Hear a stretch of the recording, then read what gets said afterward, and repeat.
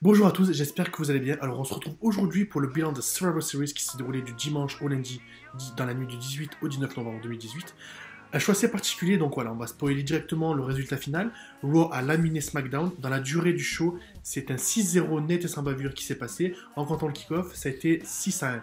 Mais bon, le constat est réel. Raw a écrasé SmackDown et on va revenir sur les matchs et faire un débrief, le bilan, pour voir qu'est-ce qui s'est passé et pourquoi cette tour de défaite.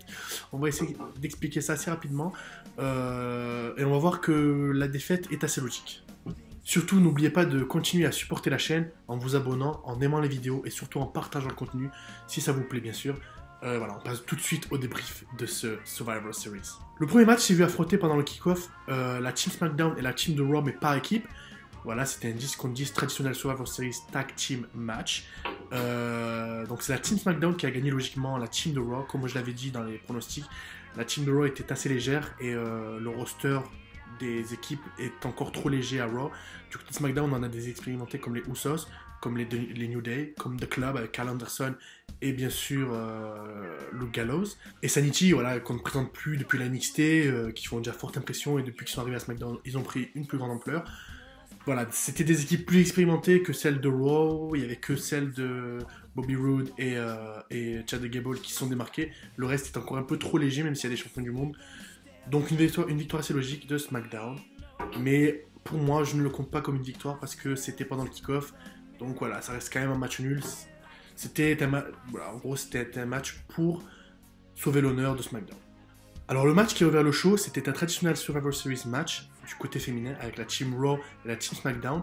Voilà, la WWE a envoyé un gros message à la fin de ce match en faisant gagner Nia Jax sur Asuka. Donc voilà, c'est la Team Raw qui a gagné avec pour seule survivante Nia Jax. Il faut le rappeler, c'est Nia Jax qui a blessé de façon accidentelle Becky Lynch en lui donnant un coup de poing dans le nez. Voilà. Elle a saigné du nez, elle a eu le nez cassé et une concussion. De plus, Asuka, ils ont essayé de la mettre en valeur comme dernière survivante, comme celle qui a éliminé le plus de personnes. Bon, elle a toujours un très bon catch. Mais là, je reste vraiment sur le côté Nia Jax où, malgré tout ce qui s'est passé, la WWE exprime son soutien auprès de Nia Jax en la faisant gagner, en lui donnant un title shot, malgré toutes les blessures qu'elle a pu engendrer. Mais voilà, donc Nia Jax a le soutien de la WWE, il fallait le savoir, et ça faisait 1-0 pour Raw à ce moment-là. Pour le deuxième match, c'était Seth Rollins contre Shinsuke Nakamura, donc Intercontinental contre États-Unis. Un match vraiment intéressant, moi je me suis vraiment régalé à voir ce match. Donc à la fin, c'est Seth Rollins qui a gagné. Et c'était vraiment une histoire de coups de pied et les deux ont joué vraiment avec les pieds et surtout à la fin avec que ce soit avec le stomp ou avec le Kinshasa. À la fin je pensais vraiment que Shinsuke allait gagner vu qu'il a essayé de tricher, il a fait un low blow, ensuite il a enchaîné avec une Kinshasa. Je pensais que le compte de 3 allait passer, mais Seth Rollins a vraiment cette aura que l'aura qu'il a dans la WWE est vraiment magique. Parce que sans lui, ça serait vraiment triste. Parce que il peut être high flyer, il peut être bourrin. Il a vraiment il a vraiment plusieurs casquettes. Il représente pour moi presque le catcheur parfait parce que il peut être là dans n'importe quelle situation. Contre les gros, les plus petits, les fins, les pourris. Mais vraiment, Seth Rollins, très beau match. Shinsuke aussi très beau match, alors que je ne suis pas un grand partisan de Nakamura. Mais pour moi, j'en ressors avec un très beau match d'une vingtaine de minutes encore. Voilà, pendant l'événement, on a tourné vraiment sur le fait que les matchs ont duré une vingtaine de minutes, sauf à la fin, avec AOP contre The Bar, ça a été très expéditif. Mais sinon, le reste des matchs ont tourné dans ce là. Justement, AOP contre The Bar, on en vient de tout de suite, voilà, ça a duré 9 minutes, mais pour moi, la seule image qui m'aura marqué, c'est celle-là. Drake Maverick qui se pisse dessus, littéralement, voilà, on va parler assez cru. AOP qui gagne, ça m'a surpris parce que je me suis dit, cette série de victoires va s'arrêter contre Deborah. Mais je pense que derrière, la fédération veut pousser un grand coup et veut pusher un max ces deux-là. Bon, ils sont très forts, ils ont du talent. Et pour moi, j'étais surpris. Victoire, pour moi, c'était la surprise de la soirée que AOP gagne ce match-là. Mais c'était un très bon match, assez expéditif. The Big Show a fait son taf, Drake Maverick aussi, donc voilà, c'était plus un 3 contre 3 qu'un 2 contre 2, et bon, même si on sait tous que The Bar est plus au niveau, parce qu'ils ont gagné, ils ont perdu d'un fil et AOP a triché. À la fin, bon, pour moi, AOP, c'est vraiment une. Voilà, ils ont que 25 ans, Akam et Rezar, et ça devient une grande étoile montante cette équipe. Buddy Murphy contre Mustafa Ali, alors là aussi, j'étais pas déçu. On a eu le match qu'on attendait, les Cruiserweight, 205 Live, petit à petit, grappillent des places dans le main event. Ils vont arriver, hein, je pense, dans un événement spécial, ce sera le main event. C'est vraiment un match où on s'ennuie pas, où ça bouge de partout, où ça fusille de partout. Mustafa Ali, c'est pas encore ce moment. Il a pas encore le moment. Ça va arriver. Buddy Murphy qui gagne, victoire logique. Parce que mais qu'est-ce que c'était beau ce match. On sait même plus où regarder tellement ça va tellement vite. J'ai rien à dire d'autre sur ce match. Tellement que c'est spectaculaire. Pour moi, je pense que c'était le match de la soirée. Vraiment, c'était le plus beau match que j'ai vu de la soirée. Team Raw contre Team SmackDown chez les hommes. Samoa Joe, ils ne l'ont pas respecté du tout. Il fait 2 coquines à clutch, il se prend un Claymore, merci, au revoir. 5 contre 4.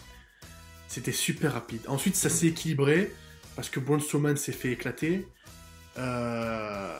Petite mention sur Shane McMahon qui, malgré son âge, il a fait 2 coast-to-coast et demi. Le troisième n'est pas passé, parce que justement Braun Strowman s'est réveillé, et là, c'est là où on ne pouvait plus arrêter. Mais pendant ce temps-là, SmackDown, justement, SmackDown, on va en parler à la fin, parce que on va expliquer pourquoi ça marche moins, et surtout pourquoi ils sont fait éclater 6-0. Mais Shane McMahon, pour moi, c'était l'homme du match, et c'est dommage que ça s'est fini comme ça s'est fini, mais c'était pour moi l'homme du match. Et ensuite, Braun Strowman, victoire tellement rapide et tellement logique de Team Raw, que Braun Strowman, à la fin, dès qu'il s'est réveillé, il a tout éclaté un par un. À la fin, il restait plus que Braun Strowman, Drew McIntyre et Dolph Ziggler. Non, Bobby Lashley. Bobby Lashley, voilà, c'était les 3 gros monstres de Raw qui restaient. Et à la fin, il restait The Miz et Shane McMahon. Et c'était sûr que ça allait sweeper. Voilà. Et à ce moment-là de la soirée, ça faisait déjà 4-0 pour Raw. Ronda Rousey contre Charlotte. Alors, j'ai pas compris ce match du tout. Pourquoi une disqualification? Je sais pas. Je pense que là, on va vers Charlotte contre Ronda Rousey. Parce que ça m'étonnerait que ça se termine là. C'est pas possible. Si Becky Lynch perd par disqualification, là, ça aurait été plus logique. Mais là, ils auraient dû faire un autre match avec une gagnante clean à la fin. Mais déjà, c'est une victoire bête et une défaite bête pour les deux parties. Non, parce que ça fait 5-0 pour Raw, il restait qu'un match. Mais c'est le seul match qui m'a pas trop plu ce soir-là. Non, vraiment, tous les autres matchs étaient potables et non plus. Mais ce match-là, c'est le match que j'ai le moins aimé. Mais j'ai pas compris. Franchement, je suis resté sur ma faim sur ce match-là. On verra après, j'espère que pour Chelsea ou même Royal Rumble, Charlotte et Ronda Rousey seront en rivalité, ce qui m'étonnerait totalement, mais on essaye de voir par-dessus les limites, mais on verra. Et pour terminer, bon, sur les pronostics, j'ai dit que j'espérais une surprise de Daniel Bryan, mais dans ma tête, je m'attendais à ce que Brock Lesnar arrive, détruise et s'en aille. Mais ce match, c'était le deuxième meilleur match de la soirée. Pourquoi ? Alors au début, parce qu'on s'attend tous que Brock Lesnar éclatait Daniel Bryan, mais de façon extraordinaire.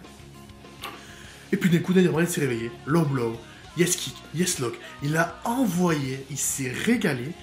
Bon, à la fin, ça finit par un F5 que j'ai pas trop compris. Daniel Bryan était en ascension suprême. Du coup, F5, 1, 2, 3 terminé, alors que juste avant, il s'est démonté.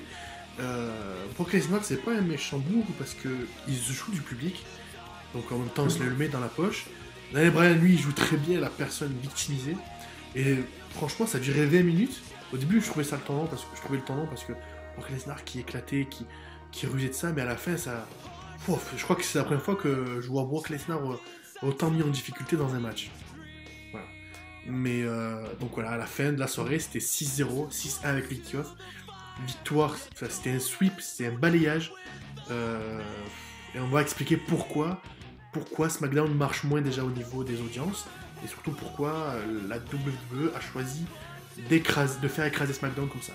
Alors il faut savoir que le contrat télévisé de SmackDown arrive à la fin, et que la chaîne Fox, l'une des plus grandes chaînes américaines, à bien négocier un nouveau contrat avec SmackDown. Donc SmackDown va arriver sur la Fox. Donc la WWE veut clairement écraser SmackDown pour avoir les pires audiences de l'histoire, voilà, pour au mieux repartir, parce que si on part de tout en bas, on ne pourra pas faire pire. Donc la WWE joue bien son coup, parce que ils veulent mettre Raw et SmackDown au même niveau quand ce sera sur la Fox. Et je pense même qu'avec l'exposition qu'aura SmackDown, SmackDown va même dépasser Raw en termes d'audience. Là, Raw tourne à 3 millions de téléspectateurs, SmackDown à 2,5 millions. À un moment, ça se jouait. Mais là, avec la renégociation et avec la Fox, je pense que SmackDown va s'envoler et va exploser. Et en plus de ça, je pense qu'il y aura même une fusion de titres. Bon, ça, c'est une partie que j'aime moins. Mais on aura l'occasion d'en parler dès que ça arrivera. Donc, pour moi, voilà, c'est une bonne stratégie de la part de WWE. Mais en plus, je m'attends à ce qu'il y ait plus d'exclusivité pour SmackDown avec de plus grosses stars qui arrivent. Je pense qu'il y aura un gros équilibrage avec John Cena qui pourrait revenir, donc les stars qui pourraient rester, AJ Styles, The Miz, Jeff Hardy et j'en passe. Mais je pense que voilà, là ils essaient de saboter le show pour mieux repartir. Voilà, le bilan de ces Survivor Series est désormais terminé. On se retrouve pour les traditionnels débriefs de SmackDown et Raw chaque semaine. Et pour le prochain pay-per-view, ce sera pour le TLC qui aura lieu le 16 décembre prochain. J'espère que la vidéo vous aura plu. N'oubliez pas d'aimer et de vous abonner. Et surtout de partager le contenu. Je vous remercie. On continue à être de plus en plus nombreux. Je vous souhaite une bonne soirée. Peace.